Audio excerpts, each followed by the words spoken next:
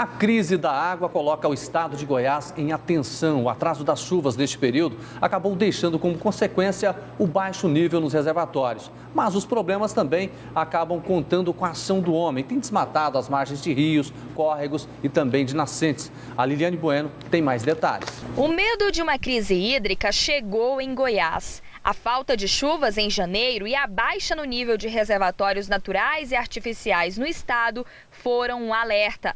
As cenas do Lago Corumbá 1 em Caldas Novas são impressionantes. Imagens fortes de uma seca jamais imaginada.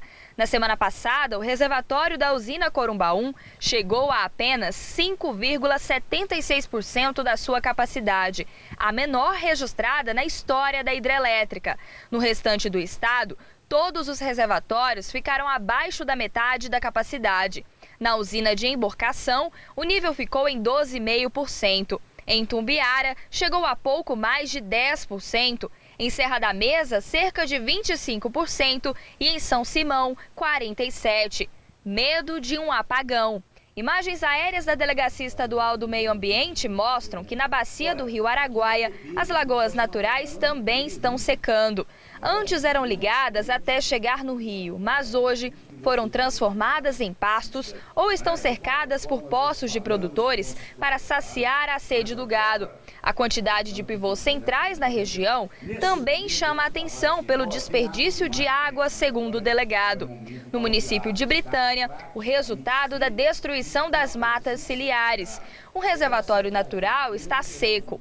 Risco para o Rio Araguaia. O Rio Araguaia, ele não é apenas o cartão postal, o rio romântico, o rio que vai para o norte, mas o dia que o Rio Araguaia secar, vou te falar uma coisa, vai ser uma tragédia a nível nacional. O desmatamento também foi a causa do desvio no leito do Rio Vermelho. Mais de 15 quilômetros do antigo curso das águas estão completamente secos. A destruição das matas ciliares ainda deixa as nascentes desprotegidas. De acordo com um relatório divulgado ontem pela DEMA, dos 491 mananciais do Ribeirão João Leite, 23 já não podem mais ser recuperados. Um perigo para o Ribeirão, que é responsável pelo abastecimento de 55% da Grande Goiânia. Para a Polícia Civil, o momento é de agir, desenvolver ações para recuperar as nascentes através da conscientização dos produtores rurais e não da aplicação de multas, antes que o resultado da seca seja ainda pior. E nós vamos falar desse assunto agora com o secretário Vilmar Rocha, secretário estadual de Meio Ambiente e Recursos Hídricos. Boa tarde ao senhor. Boa tarde, tudo bem? Tudo bem, prazer em recebê-lo. Tudo bem, Luciana? Tudo bem? Boa tarde, tudo bom? Boa tarde, tudo bem. Secretário, tem muita gente perguntando o seguinte, será que nós vamos ter racionamento de água no mês de setembro, no mês de agosto? A situação agora é preocupante no período da chuva. Imagine na época da seca. O que o Estado pode fazer de forma emergencial para que isso não aconteça? Bem, em primeiro lugar, nós já fizemos a primeira ação na Secretaria, foi de conversar com São Pedro e chover bastante no mês de fevereiro. Pode continuar conversando então, secretário. Pode continuar conversando. Choveu mais nos 10 primeiros dias de fevereiro, e eu subi dia 2, portanto, no meu período, já é uma ação nossa, do que no mês de janeiro todo. Então, a gente espera que no mês de fevereiro e março ainda vai chover bastante e que isso minimize. Agora, nós estamos com uma série de ações aí para evitar que ocorra essa escassez de água. Aqui em Goiás não é tão grave o problema como em São Paulo, por exemplo. Porque as duas grandes... Mas é grave, da mesma forma, porque nós mostramos Corumbá 1, a situação é triste. É preocupante, mas não é tão crítica quanto em São Paulo. Veja bem, aqui em Goiânia, por exemplo, nós temos a barragem João Leite, que é um grande reservatório. As obras estão em fase de conclusão, que vão reforçar o abastecimento em Goiânia, Aparecida, Goianira, na região metropolitana.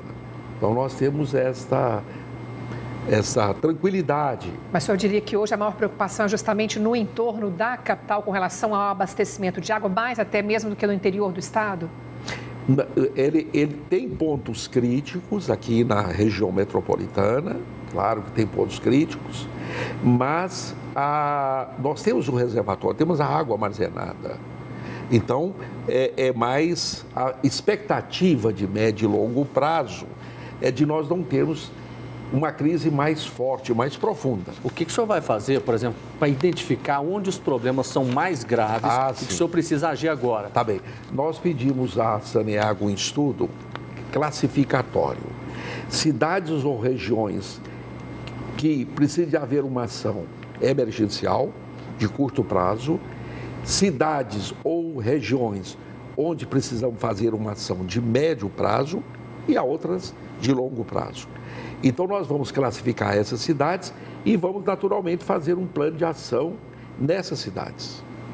Agora, secretário, é claro que a gente incentiva cada vez mais a economia, a consciência do cidadão, mas intriga muito cenas como essas que nós vamos mostrar agora, inclusive enviadas pelo Sérgio, que é o nosso telespectador, de desperdício de água lá em Aruanã. Vamos conferir no nosso repórter cidadão essas cenas mostrando a quantidade de água e tem áudio, inclusive, do Sérgio relatando todo o problema. Vamos conferir. Isso é comum, toda semana, todo dia da semana tem esse vazamento de água aí, ó, na Caixa Municipal da Saneago de Aruanã. Vaza sem parar, mais de horas vazando. Olha, secretário, nós temos uma outra imagem, esse é um problema da Saneago que eu espero que ela resolva. Esse aí, essa imagem é aqui no Jardim Novo Mundo, a caixa está com problema e está vazando ali. O professor Márcio Manuel mandou essas imagens, nós fomos lá mostrar. Ontem, inclusive, chamamos a atenção da Saneago aqui, porque esse é um problema sério. E isso é emergencial, nós temos que resolver isso agora. Agora é o seguinte, as pesquisas indicam que a perda em Goiás é por volta de 27%. Que é uma das mais baixas do Brasil. Mas ainda é grande, né? Mas ainda é grande. Sabe por quê? Porque é razoável, um número razoável seria 15% de perda.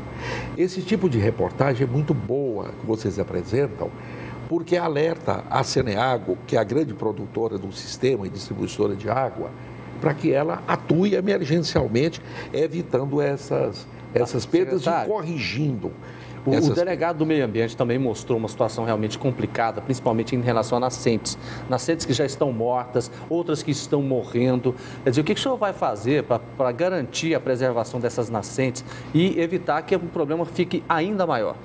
A superintendente executiva, a doutora Jaqueline, inclusive, deu uma entrevista também, com relação a essa entrevista do delegado, que é importante essa ação dele, nós achamos isso positivo.